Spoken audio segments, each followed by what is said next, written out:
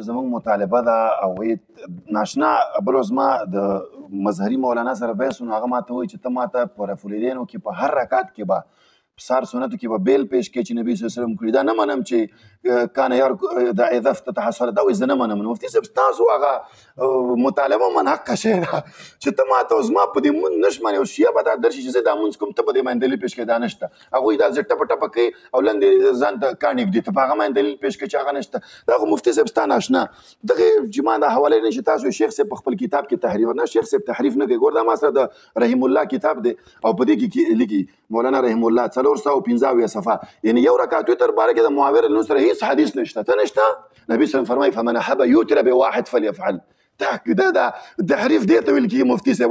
وایي هېڅ حدیث ورته نشته. په همدغه کتاب کې په اول جلد کې په 18 صفحه کې لیکي وایي د حضان عثماني باره کې هېڅ چارت نه دي کړي سوا د انګریزو پیداوار چې مونږ یادوي. او په سنن کبرا د بیحقي کې د ابن عمر نقل چې وایي دا بدعت دی، مونږ یې ورته نه وایو چې دا وانخلي، خو هغه نه نقل دي. ګوره دا تحریفات دي. ښه د تحت السره په مسله کې د هغه د شیخ زبیر علیزی کتاب تاسو کتلی شئ چې دغه کوم چاپونه دي د کراچۍ په هغه کې د تحت السره لفظ د ابن ابي شیبه په چاپ کې د دیوبند مدرسې والا چې دا کړی ایډ کړی دی که نه مفتي صاحب، نو هغه کارونه موږ نه کوو، هغه والا موږ نه یو.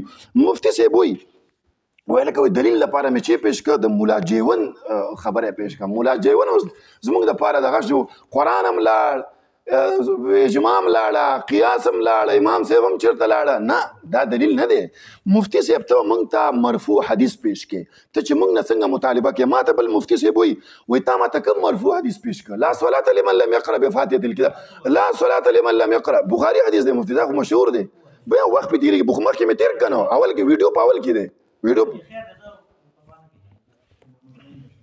لا صلاة لمن لم يقرأ بفاتحة الكتاب. فاتحه نه بغیر مونږ کې بل روایت مې پیش کړ چې دغه من السنت سنت دی، هغه جواب مې وکړ. د مسلم روایت دی، هغه مې ورته پیش کړ چې دغه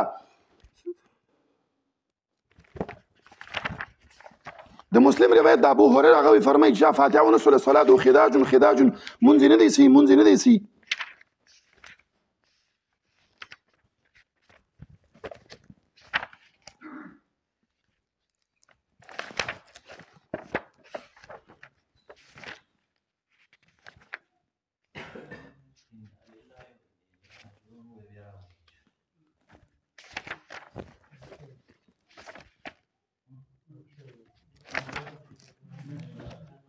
دا روایت به مفتي صاحب راوړو به من السنه دی. بخاري خو مشهور حدیث دی، مفتي صاحب ته معلوم دی لا صلاه لمن لم يقرأ به راوړي. ښه بل ما پیش ک مفتي صاحب وایي ته مرفوع دوه روایت مې هغه پیش ک بل واوره مفتي صاحب.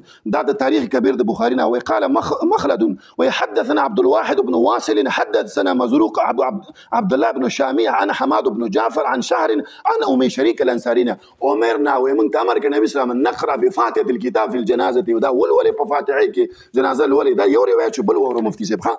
مرفوع روایت هغه سره من السنت روایت بل چې په من السنت ما ته دلیل پیش کړي چې سنت نه مراد د نبی صلی الله علیه وسلم مرفوع روایت دی. ځکه ابن عباس چې کله من السنت وایي د بیحقي امام بیحقي د حاکم ټول پیش کړي چې قول صحابي دا روایت د امام بخاري نقل کړی دی. 256 روایت دی.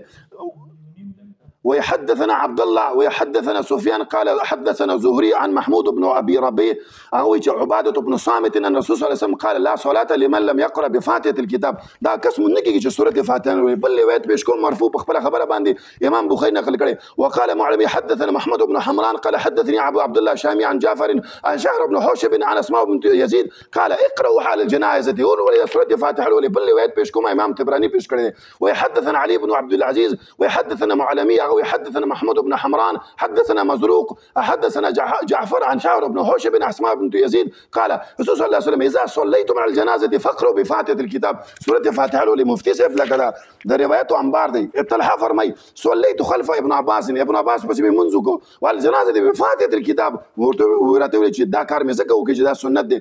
دا ابو امامه روایت مې ورته پیش کړه، فرمای وای موږ ته امر شوی دی چې سنت فی الصلاه، السنت دا سنت د ابو امامه نه دی، سنت د نبی صلی الله علیه وسلم دی. مفتي صاحب زما د مفتي صاحب نه اوسه پورې مطالبه ده چې په خپله دعوه باندې